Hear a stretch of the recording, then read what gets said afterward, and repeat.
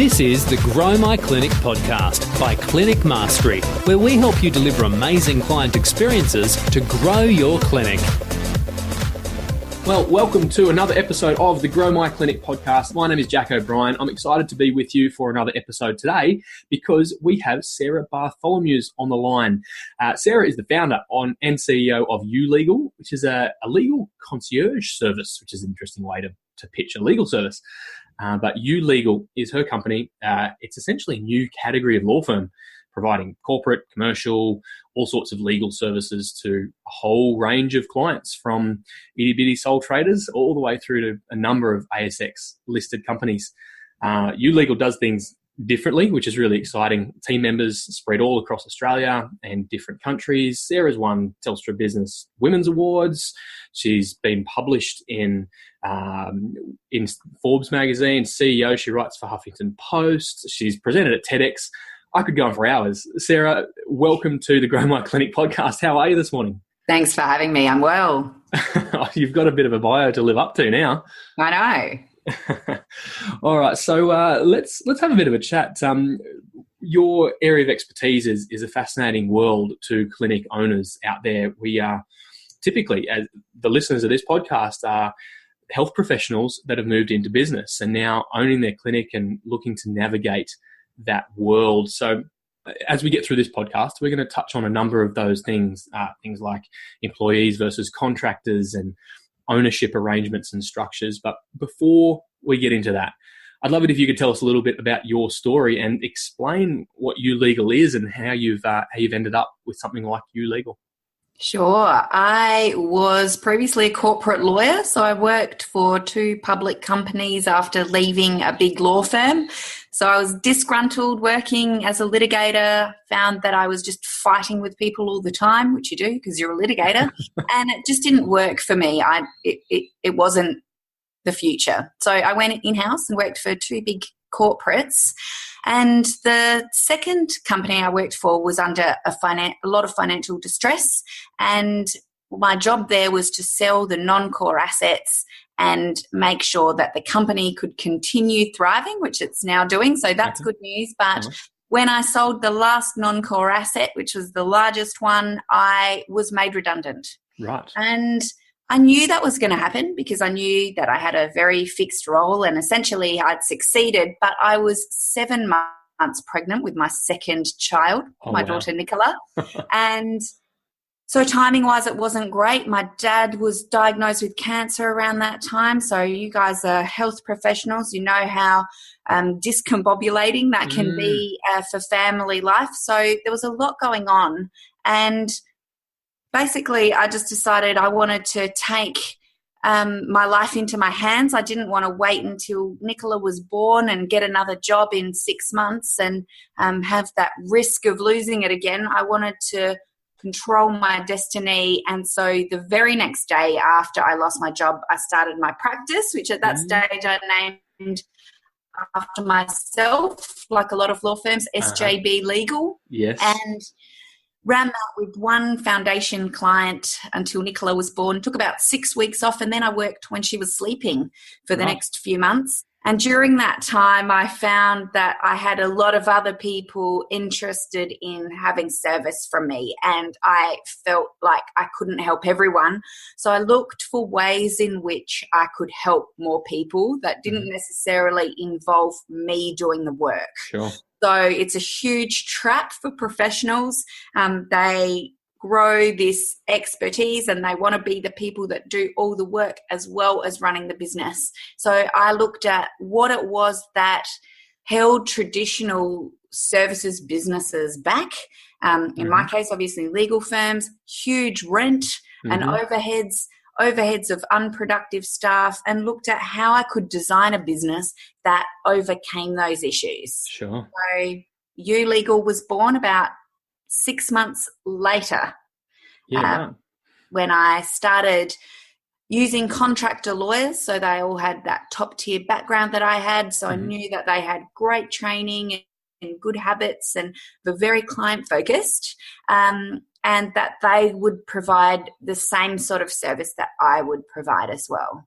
Yeah, fascinating. I think there's so many similarities in your journey for a lot of health business owners out there working for Absolutely. maybe in the public system or a different clinic, maybe made redundant or get frustrated with the confines of working in that sort of corporate type world, start their own practice, realize that they're very good at what they do and are passionate, but can't do everything themselves, wrestling with expensive overheads and how to grow and help more people. But you've got limited hours in the day and you had a newborn. And I think it's particularly hard for health businesses where seeing patients is really important in person, whereas for us, we can have some flexibility. We're speaking through Skype now. We can talk to people on the phone, or we can meet people in person at a place and time that suits them, whereas that doesn't necessarily translate in health businesses.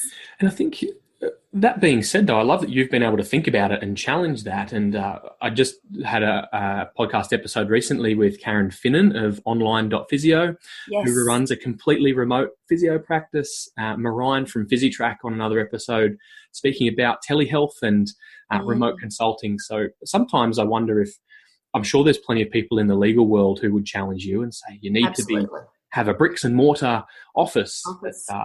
Being able to think about how you can help service clients in the best possible way and create an amazing experience means you can push the profession forward. Yeah.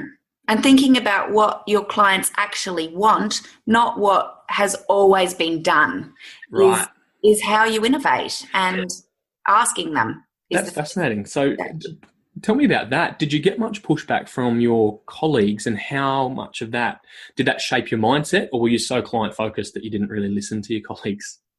I think that I did listen to them, but I had always thought that technology could be used in a better way to serve clients, and that I was just very confused about why it hadn't. When I was at uni, I did a placement for 8 months or so at the University of California, Santa Cruz, which is right next to Silicon Valley. And so tech's since then always been really a very important part of my world and understanding how it's used for innovation. And I found I got pushback from everywhere here, including our very own Law Society, which I lobbied for 2 years to change the provisions around how they treat contractor lawyers. Just saying, times have changed, guys. Contractor lawyers aren't employees. We need to change the way that insurance works. You're at the moment double insuring, and that's just not necessary. So, they've changed that in the last year. So there's a win, but it can often feel like, why am I doing this? This is banging my head against brick walls for ages and ages, but eventually you get through and the light can shine through. Yeah, that's fascinating. I love it. And so now You Legal services a range of different clients and sectors, but what is it that you love? What is it that lights you up personally? So that's a very pertinent question, because last year we're doing quite a lot of corporate work still, and we did a transaction that was $500 million, so a multinational sale of one of our clients to a bigger client. And it was after that I just felt completely exhausted and did a real values review of myself. And I thought, these aren't the type of clients that give me energy, because I lost all my client contacts when they merged, and the people that I'd felt like I'd gone through war with doing that transaction with just had no jobs like I had at the end of my corporate role. So I realized that I get energy and want to work with people who help people, and health professionals do that so directly that it's really a core focus of You Legal now. That's amazing. And so you're working with medical practices, health professionals, allied health, the whole range, out of an extension of finding your ideal client. Like we said at the start, many health professionals need legal advice, don't know where to start. And if that's something that aligns with You Legal, that's amazing. Can you talk to us a little bit about how you've positioned You Legal and your role as the face of the business, writing books and speaking? Has that been deliberate, and what has been the outcome of that? What's been the effect? It absolutely has been deliberate. And in the legal world, you would know lots of law firms, they name themselves after the partner, which I initially did, as I said. And I realised that that was going to be a limit to growth because I didn't want people saying, Sarah, can I talk to you? I only want to deal with you because you're the name that's on the letterhead. But I, even this morning, had a call from a client or prospect that said, is there someone in your team who can do this? Sure. And that is, every time I hear that, is absolutely music to my ears because, yes, there's someone in my team who can help and I'll be there overseeing things or I can help with strategy, but all my time can't be tied up doing client work. Otherwise, it's, time's the limiting factor. Sure. So you're straddling this divide of being the face of the business and speaking and books, but yet not doing as much or much of the client consulting. Is that right? That's right. Great. Has that been fruitful in terms of getting out there and being public and publishing books? Does that translate into business growth? I think so. I mean, we grew exponentially in our first couple of years and that growth has continued every year since. So I think it's working, but I got asked yesterday during a coffee meeting, what's the silver bullet? What have you done that's making a difference? And to be honest, I don't really know. We have marketing people now who are monitoring what the impact of different marketing initiatives are so that we can be a bit more across that. But I find that I meet people and they're like, I've read both your books. And that might have happened 6 months a year ago. And so it hasn't necessarily translated into immediate legal need, but maybe has us at top of mind or has that credibility that, we're willing to give information away for free. And there's not a lot of law firms that do that. So it's definitely a differentiator. I love that. And that really is the key lesson for listeners is that what are you doing to differentiate yourself as really, let's be honest, legal services are a commodity. You can look through the online yellow pages now and there's a million different legal offices, but everyone knows that You Legal is different, that Sarah does this and You Legal does that, and it positions you so you're not just competing on price at the lowest common denominator. I love that. And so really, though, the business growth is not just from you doing the public stuff, although that's a key part, but you're building a great team, delivering a great service, niching down your ideal clients. It's all of those combined that's put You Legal where it is today. I love it. That's really exciting. Let's change tact a little bit and let's talk about some of the legalities of running a health business. So listeners here would be owners of podiatry, speech pathology, exercise physiology, osteopath clinics. What are some of the challenges that you're hearing regularly that face business owners of health clinics? Oh, okay. So I've got a meeting tomorrow with a clinic owner that has a partner and things aren't working out well between them. So they've incorporated a company and they don't have a shareholders agreement. And so that I'm not sure how they want to separate. So that's going to be a challenge. Does one partner want to buy the other partner out? Is the name more important to another partner? Is where they operate from particularly important for one of them and not the other? Does one of them want to go back to uni and do something else? Right. I don't know yet, but making sure that you set the rules before you play the game together is a really good lesson out of that. Okay. I think that is something that practice owners that are working with someone else as as co-practice owners should be thinking about. Okay. Another meeting I've got later today is a group of practice owners that have got together that are really confused about when contractors are deemed employees. And so I'm going to chat to them about how that might work for they're a group of individual clinic owners that have regular meetings together to share intel and get information. And so they want to talk to me about what they're doing and whether it's infringing. And for them, they run quite big clinics, and so payroll tax is an issue for them. Sure. And out of that, we had another matter last week where we had urgent client call because they were having a regulator come out and have an inspection the next day.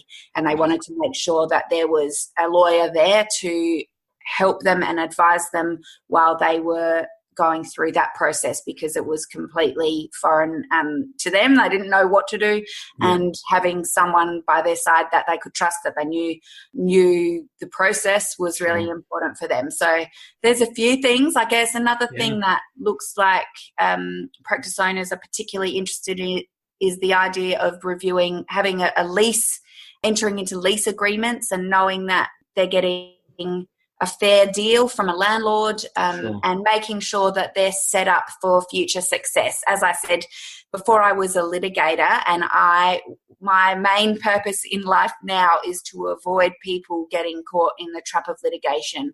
So making sure that they spend the money, even though it can be a hard investment to make on the front end, rather than spending 10 times that on the back end fighting it out. Fascinating. Okay, so I would imagine there's some really common challenges. Why don't we tackle them a little bit from the point of view of a startup, and then perhaps from a business that's been around a long time? Let's go back to ownership structures. If someone is early stage, maybe they're a solo practitioner looking at taking on maybe their first employee, thinking about bringing someone else in as a co-owner, what are the pros and cons of a partnership versus an incorporation? So I guess talking to your accountant firstly is a great idea to do, because they'll understand where you're at from a revenue point of view and how to make it the most tax effective.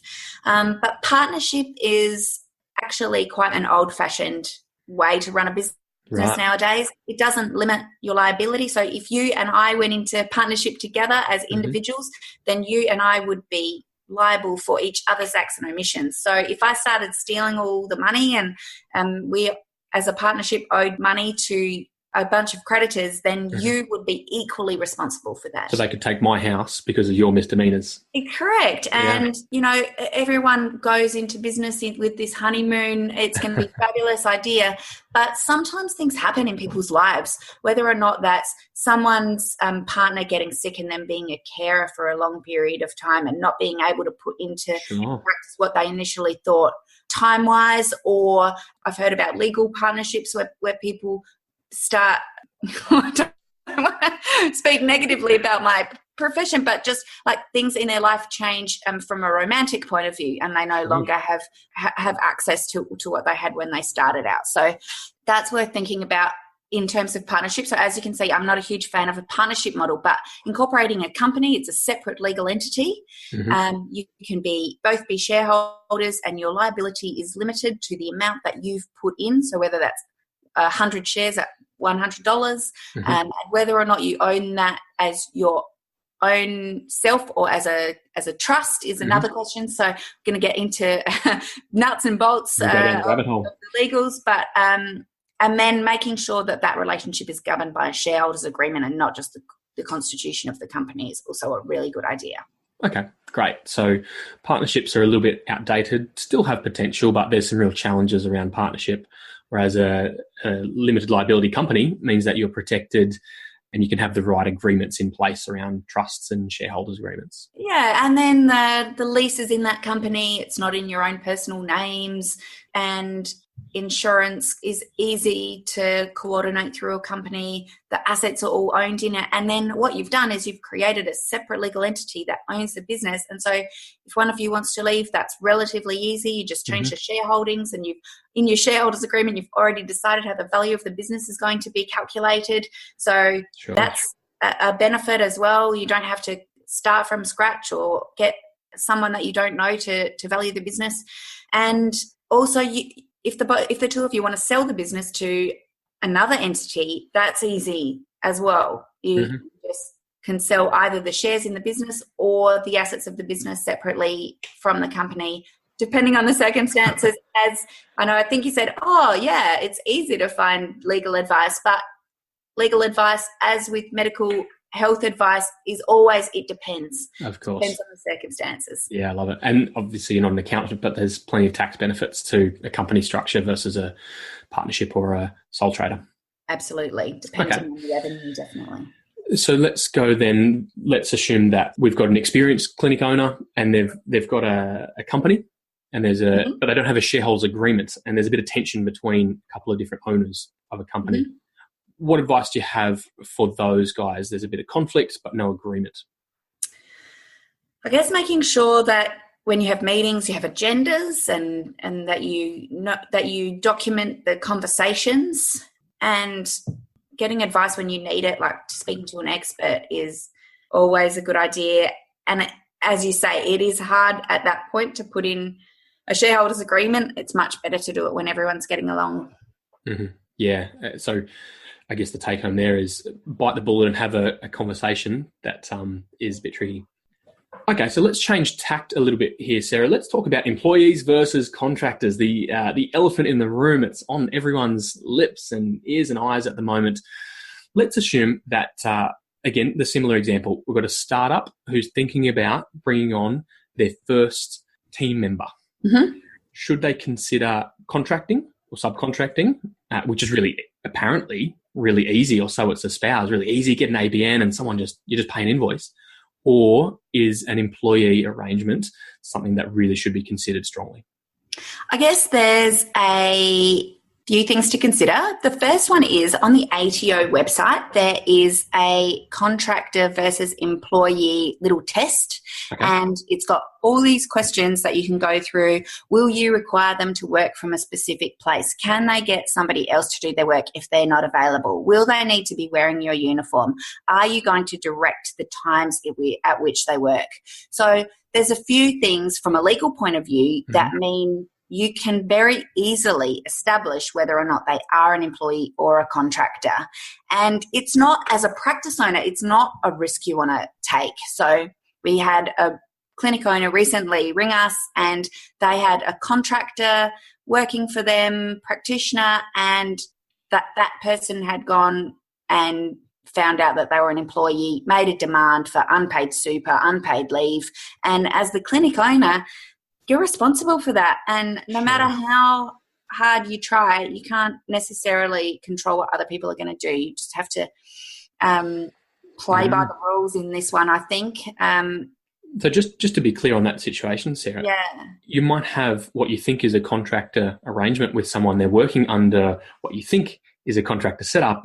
If they do that for 12 months, maybe 2 years, and then decide they want to say, no, I was an employee, what's the consequences of that? Potential back pay for super, unpaid super, back pay for sick leave, annual leave potentially. Wow. Yep. So it's a big risk. The other thing that is worth looking at is the margin that you can make on employees versus contractors. So you can use casual employees and taking into account the hourly rate and super and insurance you pay on them, you might actually be able to margin them better for business purposes that way than having them as a contractor anyway. So the same sort of protection, I suppose. Yeah, that's interesting. Paid leave, they work when you need them to, not set hours necessarily. But if you're using contractors because you want to pay them only when they're working, so only if they're seeing patients, there's different benefits. I guess what you're getting at there, I know it's tough. It's a tough one. It's the million. There's a lot to it. I guess what you're touching on is that some people's mindsets might be stuck in a bit of a traditional sense that contractors can get paid a percentage and employees have to be an hourly rate. It's not necessarily the case, is that right? With employees, it doesn't just have to be an hourly rate. You can structure in bonuses or commissions. That's right. Yeah, absolutely. So whatever you think is going to work with your business, and I'm sure that you guys train people on these things, or people share experiences in the group about what's worked for them, and learning from other people's experiences is the biggest thing, I think. Okay, that's really good advice for the startup and the early stage to be fairly careful around contracting and sham contracting. Let's move into the clinic that's been in existence for a long time and has had contractors for a long time, whether sham or real. What should they be considering around moving forward and tackling this topic of having contractors on their team? I think as you grow, your intellectual property development becomes more important, and with contractors that is a risk because you don't control what they create. You don't necessarily own it if it's outside the contracting arrangement. So having those clauses really carefully drafted in both contract agreements and employment agreements.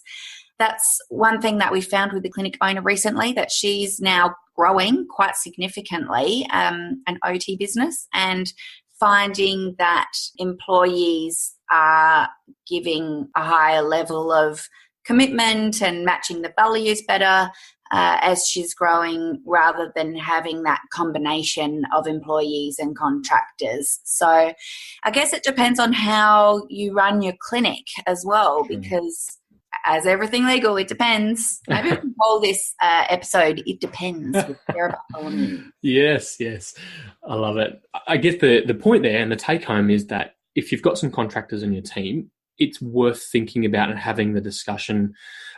Question for you, does that mean that you potentially expose yourself as the business owner to back paying what were employee? Absolutely, yes. So, sure. But still better to tackle that as soon as possible? I would say so. Otherwise, you end up with a cash flow disaster probably. Sure. It's something that can be managed if you're in control versus just letting the sleeping dog lie. That's right. Okay. And so I really love what you touched on there. We can get caught up in employees versus contractors. At the end of the day, if we're health professionals that are passionate around running thriving clinics that deliver amazing experiences, sometimes contractors limit our ability to do that. Employees that are on board with culture and values and are committed to the whole of your practice mean that you can really help. They can help you achieve your vision, mission, and values far more than contractors, right? Yeah, particularly if those contractors either run their own practice on other days, or if they work for other practices, it can be hard to have them all rowing in the same direction. I love it. Thank you so much for sharing your advice. I know it's tricky, and obviously all the advice given in this call is general in nature. Of course. We really appreciate it. I want to look back to your story and You Legal and what you do outside of You Legal. I'm sure clinic owners are fascinated as to how you're able to run remotely and manage your team. So I'd love to touch on some of the ways that you manage a remote team, but also what you do outside of work. You're on the board of a charity, of a foundation. So I'd love you just to touch on those two, managing a remote team and contributing outside of work. Sure. So managing a remote team, it's so funny. I am part of a business group, and there was a woman I was talking to, and she goes, how do you manage a team of 20, like when you're not all in the same office? And I was like, I don't know, it's pretty easy. We have a weekly huddle, and we have actions from that huddle. We do quarterly planning, but this woman had 2,000 employees, and I was like, I don't think it's that hard compared to having 2,000 employees. Which, no, it's different. Contractors are different. And I'm like, okay, so we try and keep aligned. We have a weekly huddle with the core team employees. We have a daily huddle, and we go through certain questions each day and week that's based on our goal for the quarter. Great. We also do annual planning, and the annual planning fits within that quarterly planning. But what happens at our huddle? We go through, we say one word open for how we're feeling right now. So that kind of sets the tone for the meeting. Wow. Then we go through good news, go through the business indicators. So where we're at with our payables, where we're at with our overhead costs, how we've gone with sales that week. We talk about what's in the news, so upcoming opportunities that each of the teams see. Then we would go individually through what our goals were for the last week, if we achieved them, and what our goal for the upcoming week is, and how that fits in with the overall goal for the quarter. We then do a needs and leads section. So if there's anything that anyone in the team needs from each other, we can go through that. We talk about what's not working in the meeting, whether we can do anything to improve. Great. And we close with one word on how we're feeling. And so often that's kind of gone from a bit flat to pumped. Okay, fascinating. Actually connecting with everyone for 15 minutes a week makes a huge difference for team morale and Yeah, totally. And how do you do that, Sarah? That's on a video call or a phone? Yeah. Use Skype. Yeah, great. That's fascinating. And you're able to deliver, I guess, an interesting question. Often many practice owners have different clinic locations. You're able to still deliver a consistent service despite your remote team? Yeah, we are. And we always do what we say we're going to do. It's one of our points of difference. Lots of people, I guess, in all services don't necessarily deliver what they say they're going to deliver in a timely way. So that's really important to us. And I do a regular newsletter to my team so they know what's going on. It helps me not be on the phone to them all the time telling them the same things. Great. And yeah, I really feel like recruiting for values has been a core win for our team. Love it. And if people aren't values aligned, they don't tend to last very long. Great. Tough call to make sometimes, but worth it in the long run. Absolutely. Okay. So touch on what happens outside of work. Yeah, impact. So through You Legal, we had been doing lots of giving, and we had that all over the place. Like we were giving to Amnesty and giving our time to things. And we recently did a review about that after I learned about the UN goals for global sustainability. So there's 20 of them. And I wanted to know how we could funnel our giving for the business into that. So I don't know if you know about it, but I found an organisation called B1G1. It's Buy One, Give One. It's a not-for-profit, and we became members of that. And now every book people buy, every matter that's referred to us, we give. And our team chose a particular cause that's through Buy One, Give One, which is to support remote communities with their learning hub that they have. It's in Queensland. So we either give a day or a week, depending on the cause. For birthdays, we do it for our team members and for our community. So that's been really great. I'm mentioning it because it's great. It's been great for team engagement. Okay. It's been great for our community engagement, all our stakeholders, our team members, as well as clients and referrers. And because the team chose it, it's meaningful for everyone. So, that's really been really exciting, and I really recommend that to business owners as well, because it's so easy and it's we've got to exist for global kind of opportunities there as well. Yeah, I love it. I think as clinics and businesses, we've got to exist for more than just delivering services, right? And if we need a little tax write-off, better to find an opportunity that really resonates with you and therefore your team. That's fascinating. I love it. You're doing some amazing things in the legal world, outside of work, but also in our world, in the health profession, the medical and health world. Can you tell us a little bit about how people can learn more from you in regards to You Legal, Sarah Bartholomeusz, and the medical health world? Yes, I'm on a couple of boards, and I think that is really good idea for business owners. So I'm the chair of an organisation called the Catalyst Foundation, which you mentioned before. We help elderly people and people with disabilities get access to information here in South Australia. And that's been just so worthwhile for me, because I run a business, but I don't think that capitalism is going to save the world. I do believe that people need a safety net, and especially those who are most vulnerable. So we do help people with English as a second language, Aboriginal people, LGBTI people who are aging, have been discriminated against for their whole lives, and so they often need an extra special safe pair of hands. So we can provide that.